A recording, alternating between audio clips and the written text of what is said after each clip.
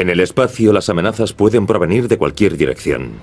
Meteoritos procedentes del espacio profundo, invisibles pero letales estallidos de radiación solar, corrimientos de tierras extrañas y terremotos. El espacio exterior es el peor lugar imaginable para un ser humano. ¿Qué hace que el fuego resulte más letal en órbita que en la Tierra? ¿Qué le sucede a alguien expuesto a las condiciones extremas del espacio exterior? La saliva, la sangre, pasan del estado líquido al gaseoso. Abróchense los cinturones y prepárense para presenciar algunos desastres.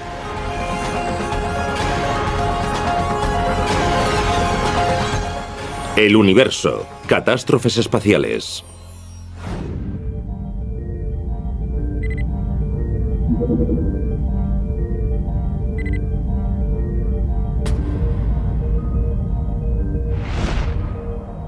Estamos en el año 2030. Una tripulación de astronautas pulsa el botón de subida en un ascensor espacial.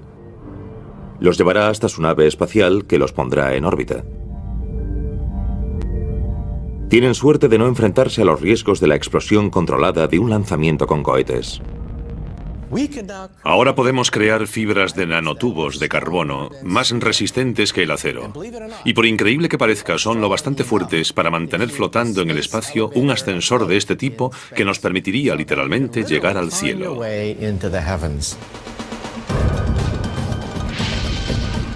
Su cable de casi 100.000 kilómetros está conectado a una estación de acoplamiento que gira a la misma velocidad que la Tierra. Al igual que un satélite en órbita geosincrónica, se mantiene sobre un punto determinado de la superficie. Un ascensor espacial sería el sueño de cualquier astronauta. Pero este sueño también puede convertirse en una pesadilla. El ascensor espacial tiene que estar anclado a la Tierra. Pero ¿qué ocurre si durante una tormenta, de repente, empiezan a romperse sus anclajes? El cable todavía estaría sujeto en el espacio y comenzaría a oscilar sin control, golpeando objetos a cientos de kilómetros de distancia en cualquier dirección. También es posible que algún problema en un ordenador implicado en su orientación o un equipo impulsor hiciese perder el rumbo a la plataforma espacial, rompiendo el cable por su parte superior.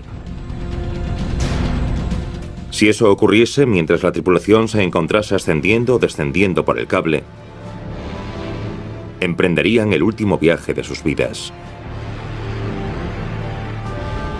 Y el cable de casi 100.000 kilómetros caería hacia la Tierra a toda velocidad, y su longitud bastaría para rodear el planeta casi 3 veces por el ecuador, provocando el caos en una amplia zona.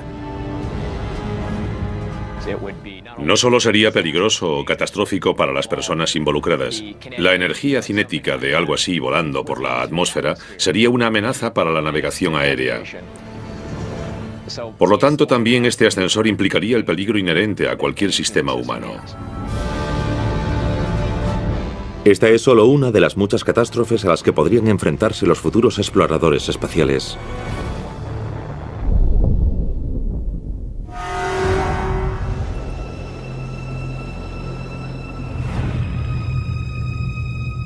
Vivir en el espacio también implicará graves peligros.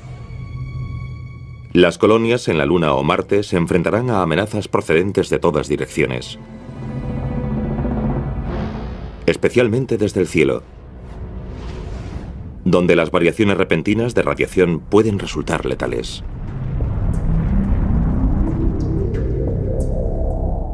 Si diésemos un paseo por la superficie de la Luna, diría que nuestra principal preocupación sería ser una erupción solar. Una erupción solar expulsaría protones que podrían matar a un astronauta. Durante las últimas décadas se han producido varias erupciones que podrían haber sido letales para cualquier astronauta que se encontrase caminando sobre la superficie lunar. En la Tierra estamos protegidos de la mayor parte de la radiación. La atmósfera y el campo magnético de la Tierra actúan como una capa protectora, pues solo dejan pasar una fracción de esas partículas. En la Luna y en Marte estaríamos en la línea de fuego.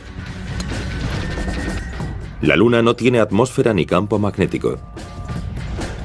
La atmósfera de Marte es muy tenue y sus campos magnéticos son mucho más débiles y localizados. La NASA se toma la amenaza de las erupciones solares muy en serio porque ya ha estado a punto de matar a varios astronautas del programa Apolo. Las tripulaciones del Apolo que lograron alunizar son muy afortunadas.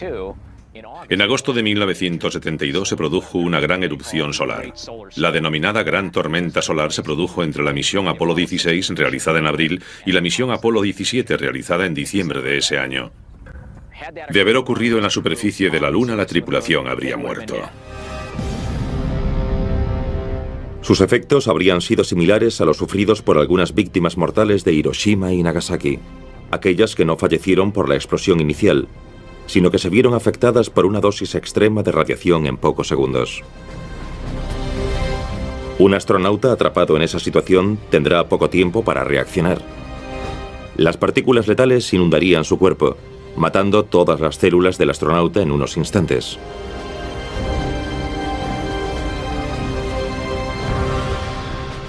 No es de extrañar que los colonos espaciales tuviesen que mantenerse alerta constantemente.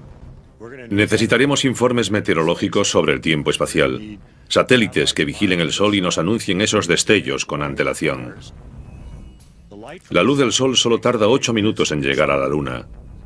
Detrás vendrían las partículas, la radiación letal. Solo dispondrían de unos minutos, media hora aproximadamente, para llegar a un refugio. Y una tormenta así puede durar un par de días. Una forma de protegerse sería vivir bajo la superficie. Pero no se dejen engañar por lo árido de su terreno. La Luna y Marte siguen activos y pueden sufrir las mismas catástrofes naturales que podemos ver en la Tierra.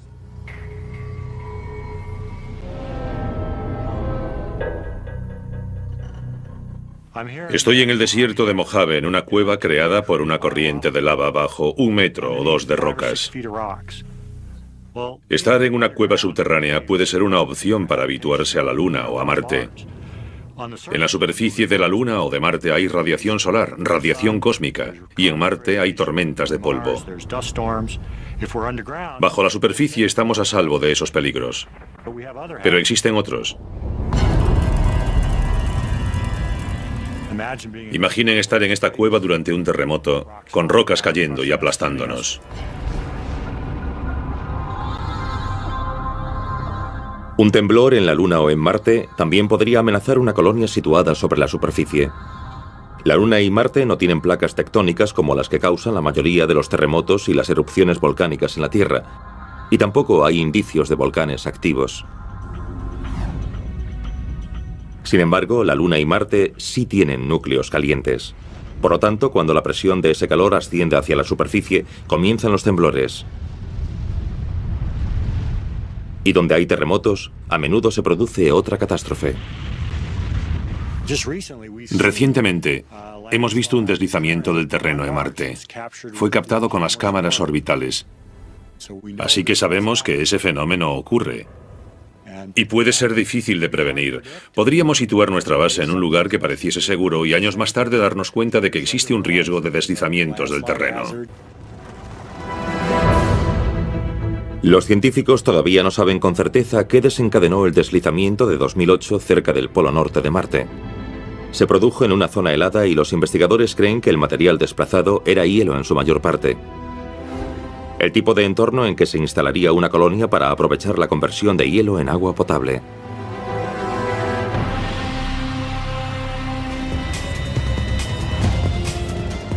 Incluso un temblor lejano podría desencadenar un deslizamiento cerca de una colonia. Pero, ¿y si hubiese una falla oculta justo debajo de los edificios?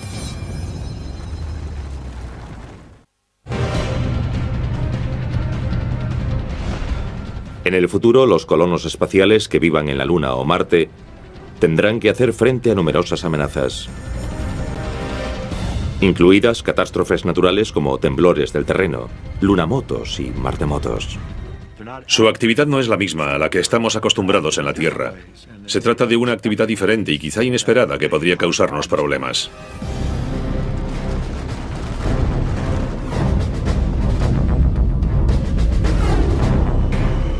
Dado que nuestro conocimiento actual de estos otros mundos aún es literalmente demasiado superficial, es posible que en el futuro situásemos una base justo sobre una falla sin percatarnos. Y puesto que siempre intentamos minimizar el peso de los materiales a trasladar por el espacio, los edificios de poco peso podrían resultar vulnerables, especialmente su capa exterior. Si algo le ocurre a esa capa protectora, tendremos un problema, y todo sucederá muy rápido, ya que los gases escaparán de ese hábitat. Habrá que disponer de un procedimiento eficaz y rápido para ponerse un traje espacial que permita soportar una descompresión así. Si el oxígeno y la presión atmosférica desapareciesen de repente del interior de la colonia, no significaría una muerte instantánea. En Marte hay una atmósfera tenue, pero no es respirable, ya que está formada principalmente por dióxido de carbono. En la Luna solo hay el vacío del espacio. Pero aún así dispondríamos de una oportunidad, como hemos aprendido de los accidentes de trabajo ocurridos en cámaras de vacío en la Tierra. Podríamos sobrevivir a una exposición de 1 minuto aproximadamente. Pero al no haber suficiente oxígeno, una exposición más prolongada al vacío haría que el nitrógeno, que normalmente se encuentra disuelto en la sangre y los tejidos, se volviese insoluble y formase burbujas. Es el denominado síndrome de descompresión. Y si aguantamos la respiración, podemos sufrir un exceso de presión pulmonar y un desgarro del pulmón. El contenido del pulmón puede llegar al torrente sanguíneo y producir una embolia. La exposición al vacío del espacio puede causar la muerte por varias razones.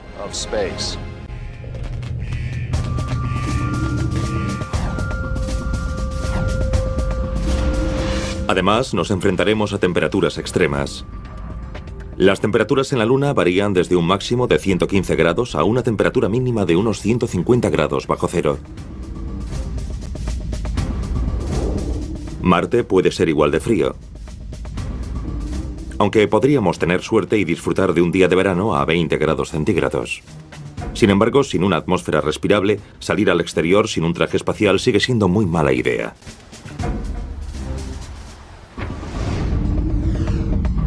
Otro factor que los colonos espaciales tendrán que tener en cuenta en la superficie serán los meteoritos.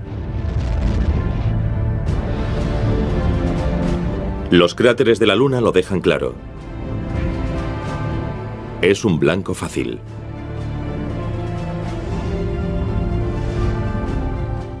En la Tierra estamos relativamente seguros bajo estas capas de protección. Nuestra atmósfera nos protege de la mayoría de los meteoros, pero en la Luna no dispondríamos de nada parecido. Carece de atmósfera. Estaríamos expuestos a todo lo que llegase del espacio. En Marte hay una atmósfera tenue, pero no es en absoluto comparable a la de la Tierra. Estaríamos expuestos a cualquier objeto que llegase del espacio.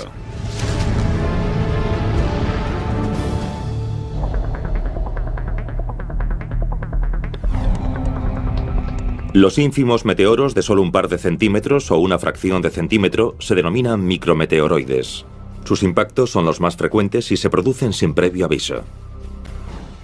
Si nos encontrásemos caminando por la superficie de Marte, incluso el impacto de algo del tamaño de un grano de arena causaría un grave problema a nuestro traje espacial. Sería un problema serio. Este sufriría una pérdida de presión que podría matar a un astronauta. Es algo que acabará ocurriendo cuando haya mucha gente trabajando en otros mundos. Sería como ser alcanzado por un rayo, poco probable pero posiblemente mortal. Los micrometeoroides también podrían abrir un agujero en la pared de un edificio de la colonia.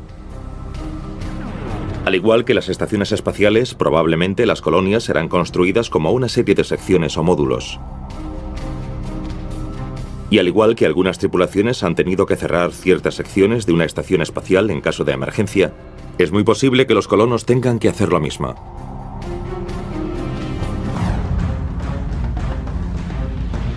Con suerte, los meteoritos grandes podrán ser avistados para que los colonos sepan de su llegada. Sin embargo, una evacuación podría no ser la solución. Un impacto cercano provocaría una onda de choque mortal en kilómetros a la redonda.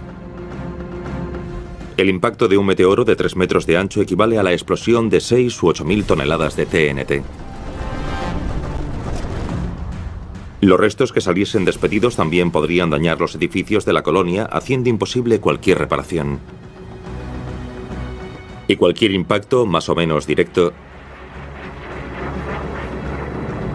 prácticamente haría desaparecer cualquier vestigio de la presencia de los colonos.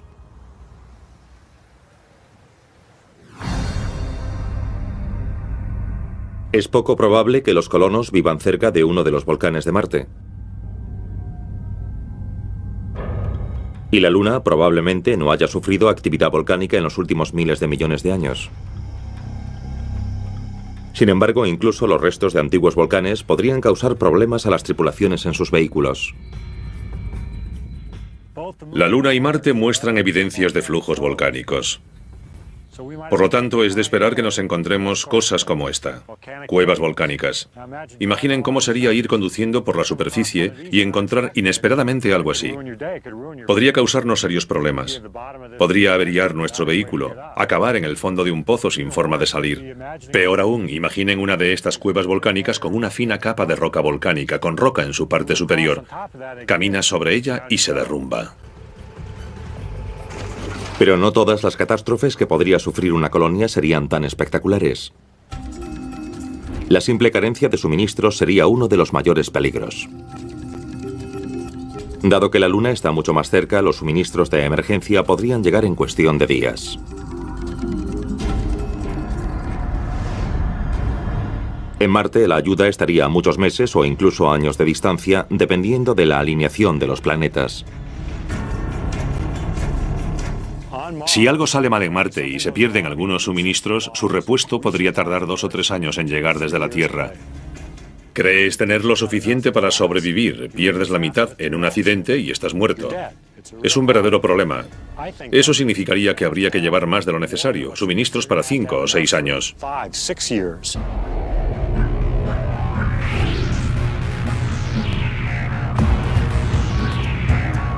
Vivir en el espacio mucho más cerca de nuestro planeta, en estaciones espaciales y en los vuelos de los transbordadores, ya nos ha mostrado muchos de los peligros del espacio. Y el fuego es el principal enemigo de cualquier tripulación espacial. El fuego es una gran amenaza porque las naves espaciales tienen niveles más elevados de oxígeno que la atmósfera. Concentraciones más altas a una mayor presión.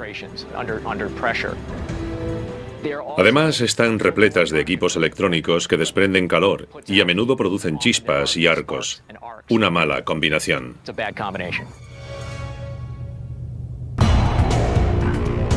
Los diseñadores han facilitado que las tripulaciones puedan apagar los incendios que se produzcan en los kilómetros de cables que se esconden tras los paneles de control. Esta es una reproducción de la cabina de vuelo del transbordador espacial que utilizamos durante el entrenamiento de las tripulaciones. Si observamos los distintos paneles, podemos ver en ellos pequeños agujeros como estos. Se usan para apagar posibles incendios. Si se produce un incendio tras estos paneles, permiten introducir un extintor para sofocarlo. Andrew Thomas sabe un par de cosas acerca del fuego en el espacio. Durante su estancia en la Estación Espacial Mir en 1998, se inició un incendio de repente. El humo entró de pronto en la cabina.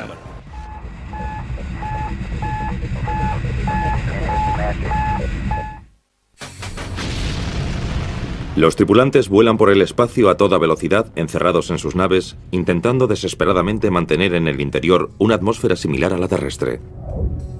En el espacio, el fuego es una de las mayores amenazas. En 1998, el astronauta de la NASA, Andrew Thomas, se encontraba a bordo de la Estación Espacial Mir con 2 cosmonautas rusos.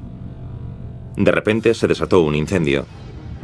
Irónicamente, el fuego se inició durante la limpieza del purificador de aire, uno de los filtros diseñados para eliminar del entorno de la tripulación el dióxido de carbono exhalado y otras toxinas. Todo el humo entró de pronto en la cabina. De repente, la cabina de una de las secciones de la estación espacial se llenó de un humo espeso. Y todas las unidades de tratamiento de aire dispersaron ese humo por toda la nave. En aproximadamente 2 horas, toda la nave estaba completamente llena de humo. Tuvimos que esperar a que esas unidades eliminasen toda la contaminación. Hicieron falta unos 2 días. Y todos manifestamos síntomas por la toxicidad del entorno. Cuando hay tal cantidad de monóxido de carbono, se sufren náuseas, una sensación de confusión y dolores de cabeza por la falta de oxígeno. Es una sensación muy incómoda. Los peligros de un incendio en el espacio van más allá del hecho de no poder abrir una ventana o llamar a los bomberos. El fuego se comporta de manera diferente dentro de una nave espacial en gravedad cero. Aquí podemos ver las llamas de 2 velas. La de abajo es una vela en gravedad normal. Podemos ver que la llama asciende porque experimenta un empuje que impulsa hacia arriba los gases calientes que hay alrededor de la llama. La fotografía superior muestra la misma vela, pero en un entorno sin gravedad. Instalando el módulo de combustión. El fuego comenzará en 13 segundos aproximadamente. Los gases calientes no ascienden y se produce una llama esférica. Encendido de la llama en el módulo de combustión 2. Por lo tanto, un detector de humo situado en el techo, como los que instalamos en la Tierra, no funciona en el espacio. Por el contrario, los detectores están situados junto a los pequeños dispositivos de succión que conducen el aire, el humo o cualquier otra toxina hacia el detector.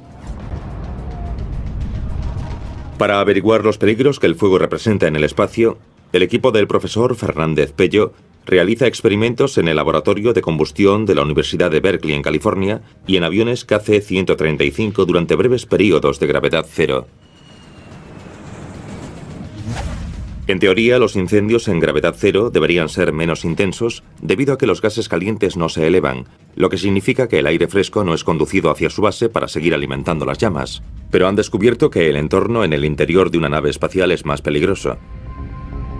Los sistemas de aire acondicionado crean pequeñas corrientes de aire. Estas corrientes conducen aire fresco, en este caso combustible, hacia el fuego. Al mismo tiempo, el escaso flujo de aire y la falta de gravedad no eliminan el calor tan rápidamente como en la Tierra. ¿Y cuál es el resultado? Este tipo de fuego es más caliente y más peligroso que en gravedad normal. Y es probable que el riesgo de incendios aumente aún más dentro de las nuevas naves Ares y Orión que están siendo diseñadas para sustituir al transportador espacial. Han decidido reducir la presión y aumentar el oxígeno. Al hacerlo, reducen el tiempo de preparación que los astronautas necesitan para salir al exterior del vehículo. Por lo tanto, estamos realizando pruebas con diversos materiales en ese entorno.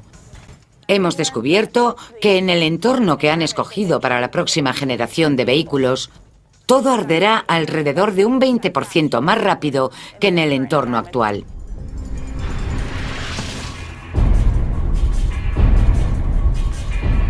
La combinación de una cantidad elevada de oxígeno y un escaso flujo de aire significa que todo puede incendiarse, incluso el metal. En el peor de los casos, la tripulación de una estación espacial no podrá extinguir rápidamente un incendio. Se extenderá demasiado rápido para poder aislarlo en un módulo determinado. Incluso si se pusiesen las máscaras de oxígeno de emergencia, el calor de las llamas probablemente los mataría. Y aunque lograsen sobrevivir de algún modo a las llamas, el sistema de filtrado estaría totalmente sobrecargado. Morirían por inhalación de humo entre una niebla tóxica. La mejor oportunidad de sobrevivir a un incendio fuera de control es abandonar la nave y regresar en un módulo de reentrada si hay alguno disponible. Esa fue la clave de la supervivencia de la tripulación del Apolo 13. 11 de abril de 1970. Los 3 hombres de la tripulación parten hacia el espacio. 2 días más tarde, en su ruta hacia la Luna, un tanque de oxígeno explota de repente. La explosión provoca una importante pérdida de oxígeno y daña el sistema eléctrico del módulo de servicio. La tripulación se ve obligada a vivir hacinada en la cápsula lunar. El del Apolo 13 es un caso clásico de un fallo que no te mata. Sucedió en el momento adecuado, cuando estaban de camino hacia la Luna, por lo que pudieron utilizar el módulo lunar como bote salvavidas y regresar a la Tierra. Si Lovell, Schweiger y Hayes hubiesen tenido el mismo problema después del alunizaje, durante su regreso a la Tierra, sin duda habrían muerto.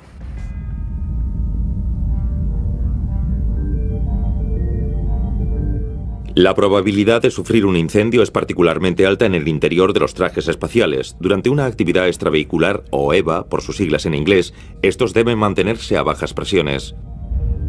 La clave de su flexibilidad reside en trabajar a una presión inferior a la atmósfera terrestre. Vestir un traje espacial en un entorno de una atmósfera sería como estar dentro de un globo y resultaría imposible moverse. Con una presión tan baja como un escalador en la tenue atmósfera del monte Everest, los astronautas deben respirar oxígeno al 100% y este es muy inflamable.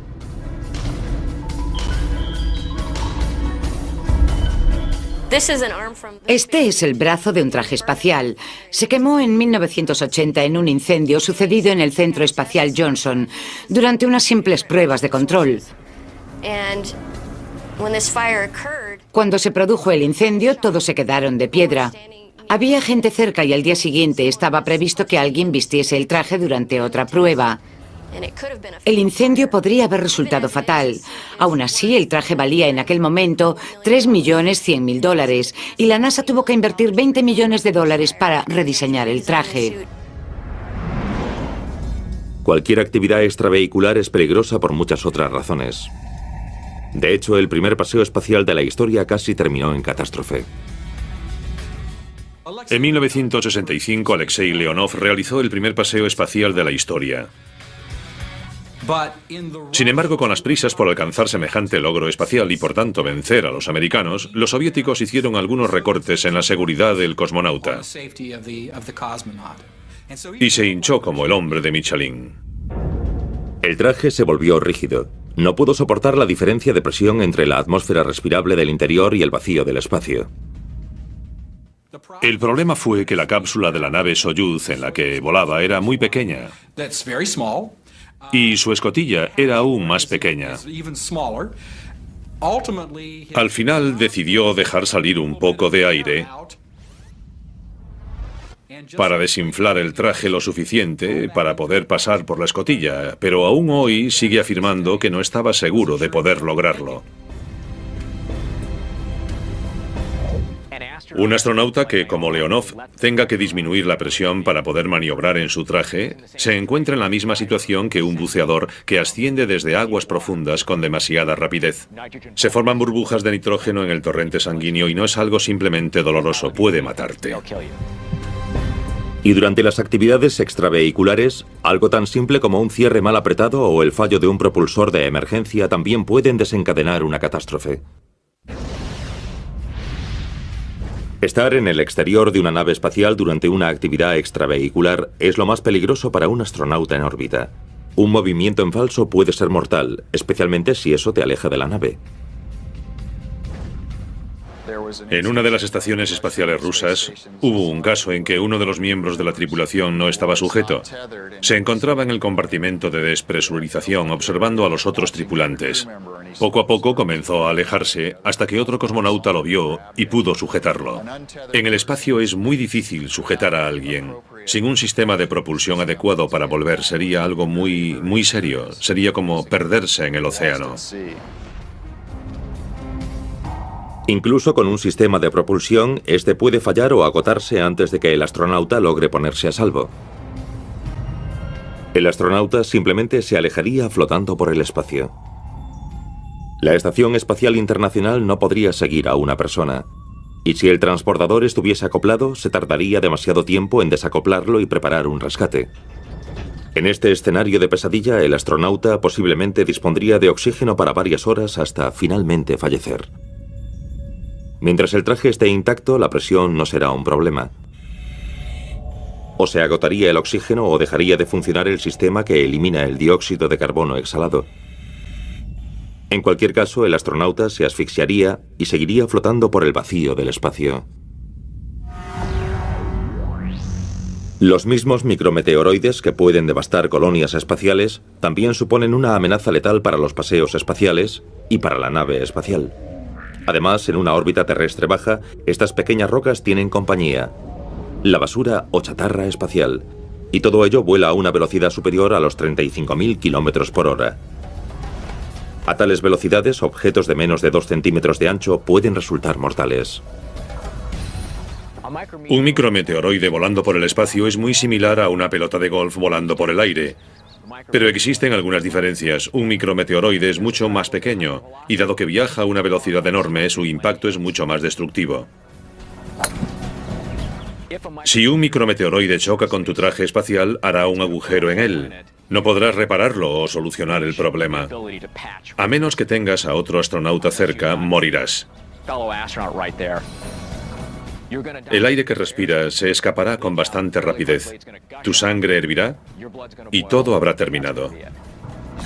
Pero, ¿qué hace que la sangre hierva? En el espacio, que la sangre hierva no tiene relación con el calor, sino con la súbita falta de presión atmosférica. En realidad no es cierto que la sangre hierva. Los fluidos corporales pasan del estado líquido al estado gaseoso. Hay muchas historias sobre lo que le sucede a una persona sin protección en el espacio exterior.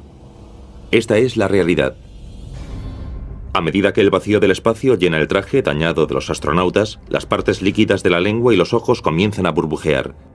Lo mismo ocurre con la saliva, los fluidos internos y la sangre. Conforme la sangre se convierte en gas, el oxígeno ya no llega al cerebro o a cualquier otro lugar. El cerebro queda inactivo en aproximadamente 15 segundos, dejando a la víctima inconsciente. Poco después mueren las demás células del cuerpo. Las temperaturas extremas también pueden afectarnos, ya que las zonas del espacio iluminadas por el sol alcanzan los 121 grados y las zonas en sombra los 150 grados bajo cero. Pero, ¿qué clase de agujero es demasiado grande para un traje espacial?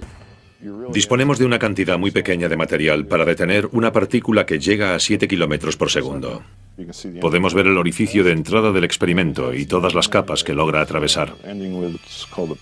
La última es una capa de retención de presión. Es un agujero de 2 a 3 milímetros. Uno de 4 milímetros en este tipo de tejido resultaría catastrófico. Afortunadamente, nadie ha sufrido aún este problema en el espacio. Los impactos también pueden causar problemas menos evidentes. Por tanto, la NASA no repara en gastos para simular en la Tierra diferentes tipos de daños causados por micrometeoroides.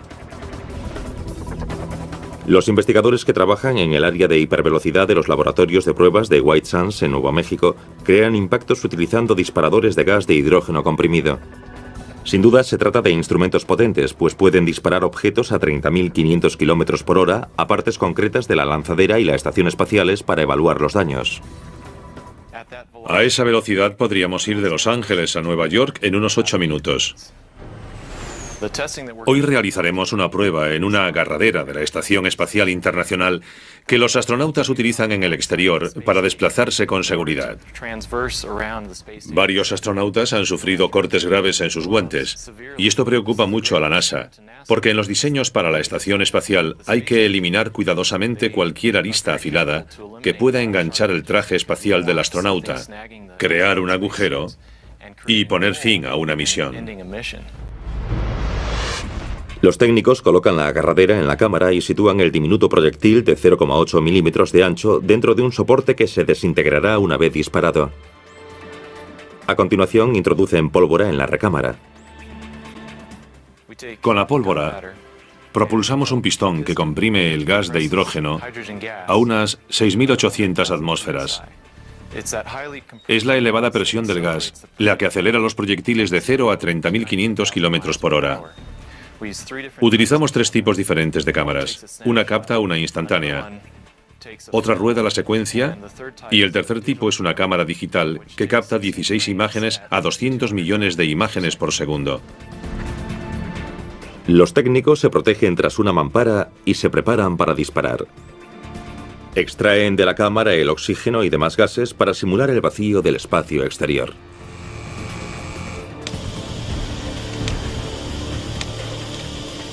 Es el momento de la verdad. ¿Qué daños habrá causado este micrometeoroide simulado? Aunque es un impacto pequeño, ha producido un daño, una deformación suficiente para afectar al guante de un astronauta, produciendo un desgarro en él.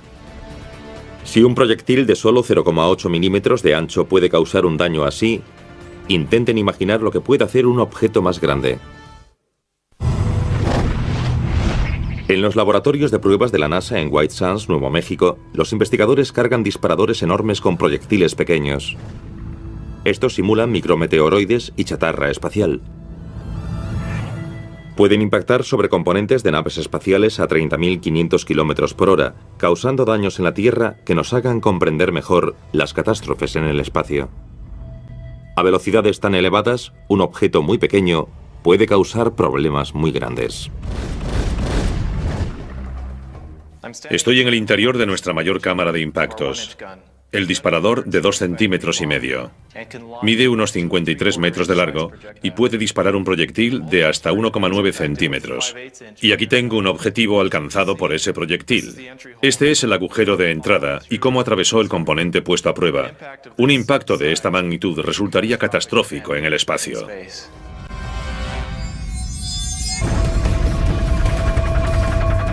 La tripulación de la Estación Espacial Internacional solo lograría sobrevivir si se pusiesen las máscaras de respiración de emergencia y se dirigiesen a la cápsula de reentrada. Un objeto de menos de 2,5 centímetros de ancho los habría obligado a abandonar esta estructura de miles de millones de dólares. Casos así son la razón por la cual las tripulaciones añaden constantemente capas protectoras adicionales al exterior de la estación espacial. En otro tipo de colisiones espaciales solo podemos culparnos a nosotros mismos. En 1997, un cosmonauta ruso tuvo problemas para guiar una nave de carga no tripulada a su punto de acoplamiento con la Estación Espacial Mir. Sabemos que el 70% de los accidentes de la navegación aérea se deben a fallos humanos. Por lo tanto, nos resulta sorprendente que el hombre sea en gran medida responsable de los accidentes y percances en el espacio. Con respecto a la colisión de la Mir, un miembro de la tripulación se quejó de no estar capacitado para realizar esa operación, pero el equipo de control en tierra le dijo: "Tienes que hacerlo de todos modos". El golpe que se produjo causó una fuga en la cabina que empezó a perder presión. A continuación, la estación espacial comenzó a temblar. Sus partes parecían bolas de billar, una chocaba con otra y hacía que se moviese. Por lo tanto, incluso una operación menor como controlar ese encuentro y el acoplamiento pudo haber tenido consecuencias catastróficas. Pero las catástrofes que han ocurrido en el espacio no se pueden comparar a las ocurridas durante la salida al espacio y el regreso. Hay un dicho que afirma que los primeros y los últimos 80 kilómetros son los más peligrosos de cualquier misión. La catástrofe del lanzamiento del Challenger en 1986 y la tragedia de la reentrada del Columbia en 2003 no dejan lugar a dudas. Pero si esperamos viajar más allá de nuestro sistema solar algún día, necesitaremos superar la tecnología actual de nuestros cohetes. Una posibilidad que resulta tan emocionante como aterradora es el llamado motor de antimateria. En el interior de los inmensos aceleradores de partículas, los científicos han creado cantidades diminutas de antimateria, que está formada por átomos con la carga contraria a la de los átomos normales. Por lo tanto, en la antimateria los electrones son positivos y los protones son negativos. Cuando la materia y la antimateria entran en contacto, se aniquilan entre sí, liberando cantidades enormes de energía. Los motores de antimateria convierten el 100% de la materia en energía. Una bomba atómica solo convierte un 1%. Solo un 1% de la masa de una bomba atómica se convierte en energía. Un motor de antimateria convertiría en energía casi un 100% de la masa. Debería ser el sistema de propulsión del próximo siglo. Pero hay un problema. Una cucharadita de antimateria podría propulsarnos más allá del sistema solar. Pero esa misma cucharadita también tiene el poder de destruir una ciudad entera. Y cuando una nave llega al espacio, los accidentes más simples pueden significar súbitamente la diferencia entre la vida y la muerte. A medida que emprendamos viajes hasta Marte y más allá, los trayectos durarán varios años, y las probabilidades de no poder regresar del espacio serán mucho mayores. Por ejemplo, ¿qué ocurriría si durante un vuelo a Marte un micrometeoroide perforase un tanque de oxígeno? ¿Qué pasaría si se agotase la reserva de aire? No podríamos hacer nada, salvo morir. Muchos pasan por alto otra posible fuente de catástrofes que podrían producirse especialmente en viajes de varios años de duración. A veces nos olvidamos de pensar en los propios astronautas. Alguien encerrado en el pequeño espacio de una cápsula durante un año entero en un viaje a Marte o varios años en un viaje a otras regiones del espacio puede volverse loco. Puede sufrir claustrofobia. El tipo de alado podría ponerte realmente de los nervios y querrías estrangularlo después de un cierto tiempo. Sabemos que los miembros de alguna tripulación han tenido problemas para llevarse bien y que las consecuencias podrían haber sido peligrosas. En los años 70 hubo al menos una tripulación soviética de la estación espacial cuyos miembros no se llevaban demasiado bien y según parece tuvieron una pelea a puñetazos. Las tensiones acabarán por manifestarse en las misiones de larga duración. El que piense que no será así se está engañando a sí mismo. Y para hacer que las cosas sean aún más interesantes, supuestamente los cosmonautas rusos tienen armas de fuego guardadas a bordo como medida de precaución a raíz de un aterrizaje extremadamente desviado sucedido en 1965. Una tripulación aterrizó en un bosque de Siberia en el que tuvo que permanecer unos 3 días. Tuvieron que enfrentarse a lobos hasta que fueron rescatados. Después de esa misión, la Unión Soviética decidió incluir una escopeta de cañones recortados en todas las cápsulas Soyuz por si volvía a ocurrir algo así. Se rumorea que los cosmonautas cuentan con armas en sus equipos de emergencia, pero nadie parece dispuesto a detallar su presencia en el espacio. Y el riesgo de tener un arma a bordo no solo es motivo de preocupación si alguien pierde los nervios. Existe un caso documentado de un especialista de carga cuyo experimento fracasó durante su participación en un vuelo del transbordador. Había pasado toda su vida preparando ese experimento que salió mal y comentó la posibilidad de suicidarse. Los demás miembros de la tripulación trataron de protegerlo e hicieron guardia en la escotilla para que no se matase. Incluso con toda la experiencia adquirida hasta ahora en los viajes espaciales, una cosa está clara. Nada puede impedir totalmente que se produzca una catástrofe en el futuro. Si los humanos vamos a seguir realizando vuelos espaciales, tenemos que aceptar el riesgo porque es una tarea muy peligrosa. Pero debemos gestionar ese riesgo y para eso necesitaremos buenos técnicos y un buen liderazgo. Pero cuando hablamos de exploración espacial tripulada, hay algo tan seguro como que se producirán catástrofes. Nuestros genes nos impulsan a explorar, a descubrir. No solo es bueno para nuestra evolución, ya que nos permite encontrar nuevas vías para reproducirnos y colonizar. Creo que querer saber lo que hay ahí fuera también forma parte del espíritu humano. ¿Es posible llegar a regiones en las que nunca hemos estado? Y la emoción de ser la primera persona en explorar nuevos territorios es algo fantástico.